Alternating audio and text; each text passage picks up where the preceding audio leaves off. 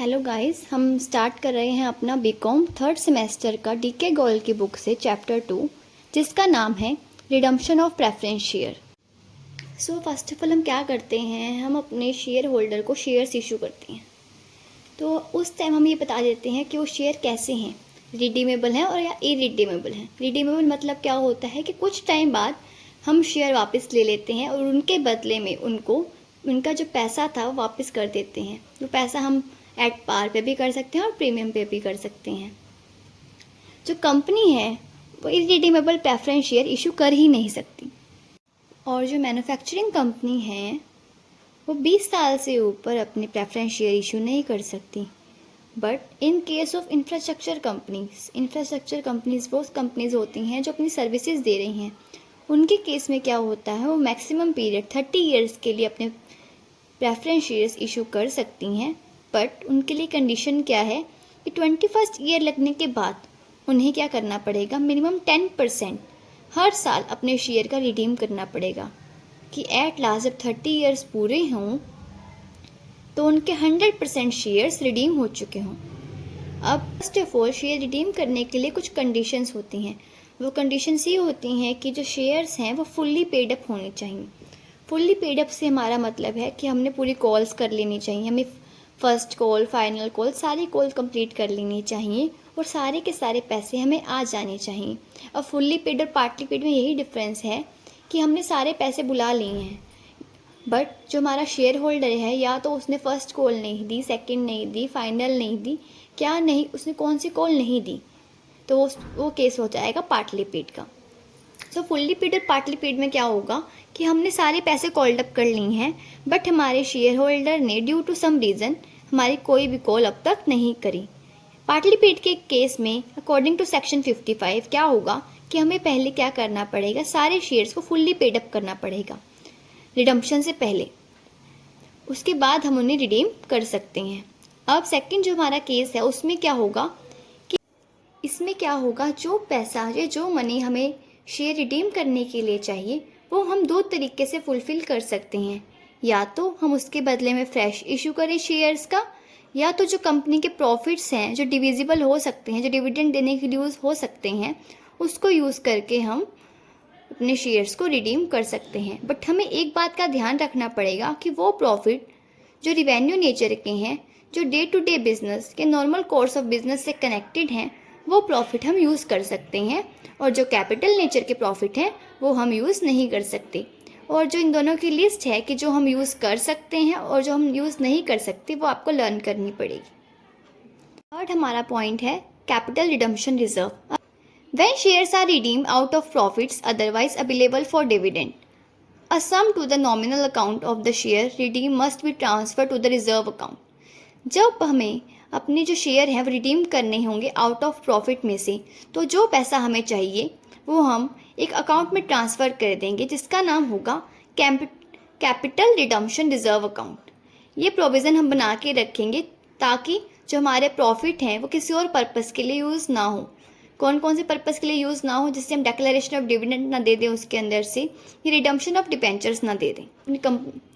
Third जो हमारी बात ये है कि जो कैपिटल रिडम्पशन रिजर्व है वो यूटिलाइज हो सकता है फुल्ली पेड बोनस शेयर देने के लिए अपने शेयर होल्डर्स को जो हमारी कंपनी में इन्वेस्ट करते हैं। फोर्थ हमारा पॉइंट ये है कि जो प्रेफरेंस शेयर्स हमने रिडीम कर लिए हैं वो हमारे ऑथराइज शेयर कैपिटल में कोई भी रिडक्शन नहीं करेगा। इसका मतलब ये नहीं होगा कि हमारी बैलेंस शीट में हमारी ऑथराइज शेयर कैपिटल कम हो जाएगी। फिफ्थ पॉइंट ये है कि जो शेयर्स हमने अपने प्रेफरेंस शेयर्स को रिडीम करने के लिए इशू करे हैं वो हमारे कैपिटल में कोई भी तरीके का इंक्रीज़ नहीं लाएंगे, और इशू करे हैं अपने प्रेफरेंस शेयर को रिडीम करने के लिए तो उन प्रेफरेंस शेयर को हमें 1 मंथ के अंदर अंदर ही रिडीम करना पड़ेगा। 6 पॉइंट हमारा ये है कि अगर हमने शेयर्स रिडीम करे हैं प्रीमियम के ऊपर, तो जो अमाउंट हमारे को उसको पे ऑफ करने के लिए चाहिए पहले वो हम सिक्योरिटी प्रीमियम अकाउंट में से यूज़ करेंगे, और जो बैलेंस बचेगा वो हम कंपनी के प्रॉफिट्स में से लेंगे। 7th पॉइंट हमारा ये है, प्रेफरेंस शेयर को रिडीम करने के बाद हमें ये इन्फॉर्मेशन रजिस्ट्रार ऑफ कंपनीज को विदिन 30 डेज देनी पड़ेगी। And 8th and the last point is redeemable preference share can not be redeem bye issuing debentures. हम डिबेंचर इशू करके अपने प्रेफरेंस शेयर को रिडीम नहीं कर सकते। जैसे हमने कहा था, हम शेयर इशू करके कर सकते हैं, प्रॉफिट में से ही कर सकते हैं, पर डिबेंचर इशू करके हम अपने प्रेफरेंस शेयर्स को रिडीम नहीं कर सकते। अगर क्वेश्चन में हमें ऐसी कोई बात दिखी है जिसमें डिबेंचर्स का जिक्र हो रहा है कि हम उसने डिबेंचर बेच के प्रेफरेंस शेयर रिडीम करे हैं, या कुछ बिजनेस की प्रॉपर्टी बेच के, जैसे इन्वेस्टमेंट दे के, एसेट दे के कुछ किया है, तो हम इस बात को इग्नोर करेंगे। ओनली इसकी एंट्री पास होगी, पर जो बैलेंस निकालना है उसके ऊपर इसका कोई भी इफेक्ट नहीं पड़ेगा। सो गाइस, इस वीडियो में हम कवर करेंगे illustration number 1 and question number 1। इसमें क्या किया है, ए ने रिडीम किए हैं 10,000 रिडीमेबल प्रेफरेंस शेयर्स 100 ईच के हिसाब से, और इस पर्पस के लिए क्या किया है, उसने 80,000 इक्विटी शेयर इशू करे हैं।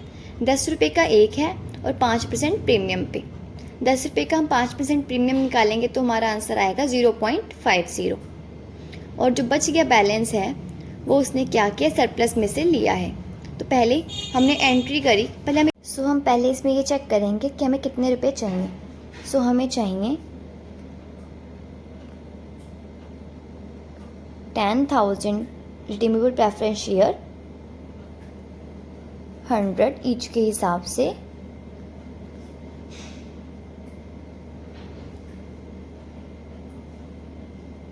₹10,00,000, और हमने कितने शेयर इशू करे हैं, इक्विटी शेयर्स 80,000 एट ₹10। तो हमारे पास कितना आ गया, 8 लाख आ गया हमारा इक्विटी शेयर्स का। और हमने क्या किया है, 10 ईच पे 5% प्रीमियम पे, और इसका हम क्या निकालेंगे, प्रीमियम चेक करेंगे तो हमारा आएगा 5% प्रीमियम 40,000। हमारे को 10 लाख रुपए चाहिए थे, 8 लाख रुपए हमने क्या किया, इक्विटी शेयर इशू कर दिए। बचा हुआ बैलेंस कितना है हमारे पास, 2 लाख। 2 लाख के हम क्या करेंगे, ये हम यूज़ करेंगे सरप्लस में से। और जो हमारा प्रीमियम है, जो हमारे को इक्विटी शेयर पे आया है, वो अगर हम रिडीम कर रहे होते प्रेफरेंस शेयर को एट प्रीमियम पे, तो ये वाला प्रीमियम हम वहाँ पे यूटिलाइज़ कर सकते थे, बट अब हमें इस चीज़ की कोई रिक्वायरमेंट नहीं है। फर्स्ट ऑफ ऑल हमने क्या किया, इक्विटी शेयर इशू करे 8,40,000 के, 8 लाख हमारा फेस वैल्यू और 5% हमारा premium. Equity share application and allotment account, अब हम इसको क्या करेंगे, ट्रांसफ़र कर देंगे एप्लीकेशन मनी को। 8,40,000 को हमने ट्रांसफ़र किया, जिसमें 8 लाख हमारे शेयर कैपिटल के हैं और 40,000 हमारा क्या है, प्रीमियम है। हमने कहा था कि हम पहले रिजर्व बनाएंगे जितना हमारे को अमाउंट चाहिए उन पैसों का। हमें 8 लाख रुपए तो मिल चुके थे, बचा कौन सा अमाउंट था, 2 लाख रुपीज़ का। तो 2 लाख का हमने क्या किया, सरप्लस में से बनाया कैपिटल रिडम्पशन रिजर्व। सरप्लस हमारा क्रेडिट बैलेंस का होता है, जब हम सारा सरप्लस कम हो रहा है तो हमने इसको क्या किया, डेबिट। देन हमने क्या किया, इसकी ड्यू की एंट्री पास करी, redeemable preference share capital to redeemable preference share holder, कि हमने कितने पैसे देने थे उनको, 10 लाख एंड 10 लाख। देन हमने क्या किया, अब इनको पे ऑफ कर दिया, redeemable preference share holder account debit to bank, 10 lakh हमने इसको पे कर दिया। So guys, as per question हम फर्स्ट एंट्री कर रहे हैं 3,000 इक्विटी शेयर इशू करने की 100 ईच पे 20% प्रीमियम पे। फर्स्ट ऑफ ऑल हमारे को ये एप्लीकेशन मनी रिसीव होगी, तो इसकी एंट्री हमारे पास होगी, bank account debit to equity share application and allotment account, 3,000 into 100 at the 20% premium, that is 3,60,000 हमारे को रिसीव हुआ है। इसके नरेशन में हम लिखेंगे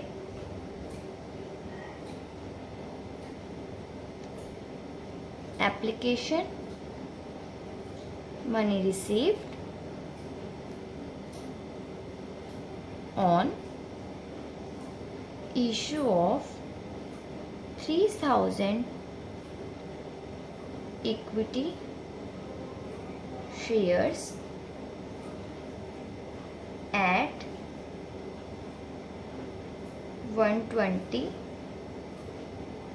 rupees 120 each. Then second entry हमारी क्या होगी, इस एप्लीकेशन एंड अलॉटमेंट मनी को ट्रांसफ़र करने की। सो क्या होगा, equity share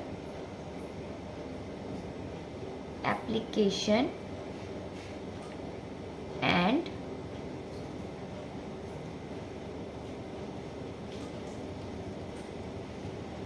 allotment account debit to equity share capital and to security premium reserve। अब मैं आपको एक और बात बताऊंगी इस क्वेश्चन में कि पहले हम क्या करते थे, टिल 12th हम लिखते थे security premium reserve, but at last कुछ अमेंडमेंट्स आई हैं जिसमें हमने क्या किया है, हम अब ये रिजर्व नहीं लिखते हैं, अब हम क्या लिखते हैं, सिक्योरिटी प्रीमियम अकाउंट। देन इसमें क्या है, हमें 3,60,000 आए थे, जिसमें से 3 लाख थे हमारे शेयर कैपिटल के एंड 60,000 थे हमारे सिक्योरिटी प्रीमियम की। आप इसकी नरेशन खुद लिख लीजिएगा। थर्ड एंट्री हमारी क्या होगी, जो अमाउंट हमारा रह गया है, हमें चाहिए था 5 लाख, मिला हमें 3 लाख, अमाउंट कितना रह गया, 2 लाख का।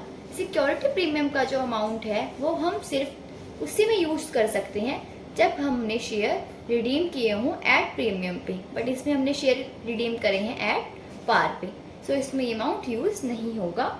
तो देन हमने क्या किया, सरप्लस से अमाउंट लिया, सरप्लस अकाउंट डेबिट, आप समझ आइएगा कि अलग अलग एंट्री है, मैं ऐसे ऐसे मार्क कर देती हूँ। Surplus account debit to capital redemption reserve. कितने रह गए थे हमारे, 2 लाख, जो कि हम यहाँ पर ट्रांसफ़र कर रहे हैं।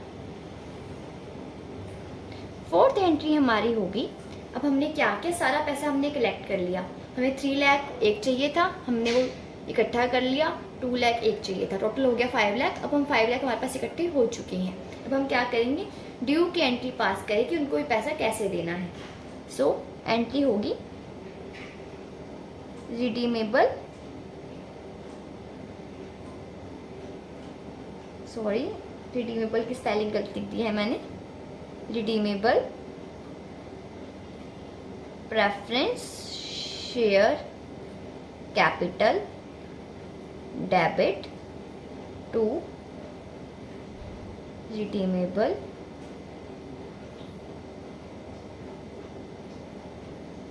Preference share holder. अगर हमारे को यहाँ पे नाम लिख दिया होता शेयर होल्डर का, तो हम यहाँ पर हम शेयर होल्डर का नाम लिखते, बट हमारी कंपनी के इतने सारे शेयर होल्डर्स होते हैं कि वो ऐसे नाम नहीं लिख सकती, तो हम एक नॉमिनल अकाउंट बनाते हैं जिसका नाम है redeemable preference share holder account. So कितने ड्यू होते हैं उसके, 5 लाख रुपीज़ उसके ड्यू होते हैं। इसकी भी आप नरेशन खुद लिख लीजिएगा, मेरे पास ना इतना स्पेस है ना टाइम, आपका भी टाइम वेस्ट होगा इन सब में।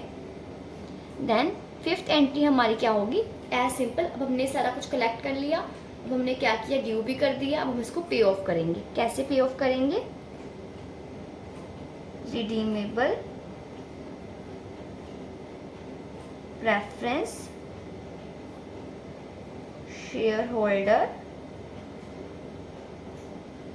Holders account debit to bank.